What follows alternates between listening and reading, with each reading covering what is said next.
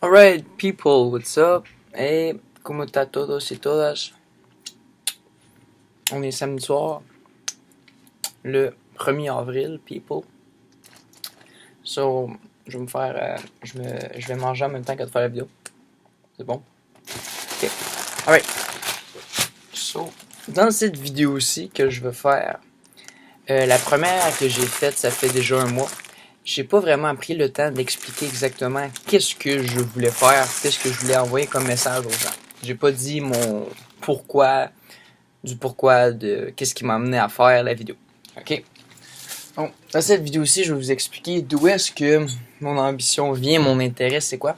Qu'est-ce que j'aimerais expliquer, vulgariser, rendre public sur ma chaîne YouTube. Et aussi, comment que je compte m'y prendre. Ok, donc ce que je disais au début, c'est quoi mon pourquoi du pourquoi? Ça fait déjà quelques années que je souhaitais rendre public certaines notions, certaines idées, certaines thématiques. Par conséquent, ça m'a pris environ 2 à 3 ans avant que je puisse m'habituer. Juste à être à l'aise avec moi-même, de faire assez d'introspection, de comprendre qui j'étais premièrement, pour après ça vulgariser la chose, vulgariser mon expérience, transmettre ça avec vous plus tard. Éventuellement aussi, je tiens à vous dire que certaines capsules vont être faites en anglais et en espagnol pour toucher un public plus large, en plus d'être fait en français. Donc, ça c'est pour le pourquoi du pourquoi un peu. Ok, oui, c'est vrai, je vais être franc. L'attention, c'est quelque chose qui est super intéressant à voir. C'est pas tout le monde qui est à l'aise avec. Le fait de parler devant une caméra puis qu'il y ait personne devant, c'est un peu complexant. Tu te demandes où est-ce que je regarde, est-ce que mon message est clair, est-ce que je suis assez expressif, est-ce que j'esticule trop, est-ce que j'esticule pas assez. Bon. Vous savez, dans la vie, je reviens à mon sujet principal. On est tous des fois challengés à des défis qui nous arrivent tôt, des fois plus tard. Des fois que c'est notre subconscient qui nous programme à faire ce challenge-là ou à rencontrer cette épreuve-là parce qu'on s'est programmé ici, soit par notre éducation qui vient de nos parents, ou à cause de l'école, soit à cause des amis avec qui on traîne, ou des gens de médias qui nous informent puis on se dit j'aimerais ça faire ça, puis tu plugues ça dans ta tête. Je sais pas comment qu'on fait ça, c'est comme si on emmagasinait toute l'information puis qu'après ça éventuellement notre cerveau nous donne une certaine réponse, ou nous on décide de faire ça, on pense que ça vient de notre instinct, mais ça a déjà été tout réfléchi. En tout cas, c'est pour mon expérience. Exemple, le fait que je sois parti de chez moi à Val-d'Or pour venir à Québec, c'était programmé parce que je voulais quitter la maison pour essayer de devenir plus mature, plus discipliné, gérer mon argent, trouver un peu qui j'étais. C'est fait, c'est arrivé. Qu'est-ce que je vais faire probablement l'automne? Je vais retourner chez moi. Bon.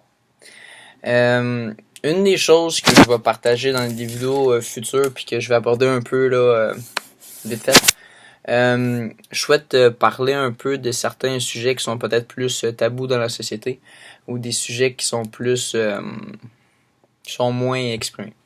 Un de ces sujets-là, c'est la mort.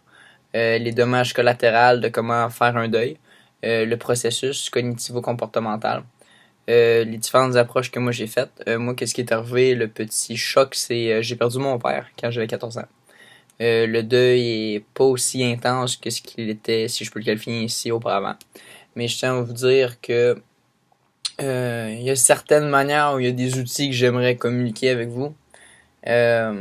Pour si jamais vous avez à le vivre, parce qu'on n'est pas immunisé contre ça. Il n'y a rien d'éternel, sauf le recommencement, comme qu'ils disent en théorie scientifique.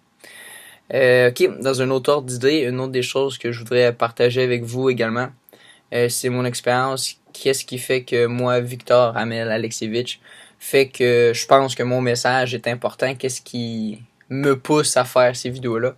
Je vais être franc, moi j'aspire à devenir conférencier, comme Anthony Robbins ou Eric Thomas, le genre Sylvester Stallone dans le rôle de Rocky Balboa, ou encore Arnold Schwarzenegger. J'assiste entre autres aussi à une conférence, je vais vous montrer ça. Super intéressant si ça vous tente, les gens de Québec. Donnez-moi un petit instant. Le monsieur s'appelle Earl G. Hall.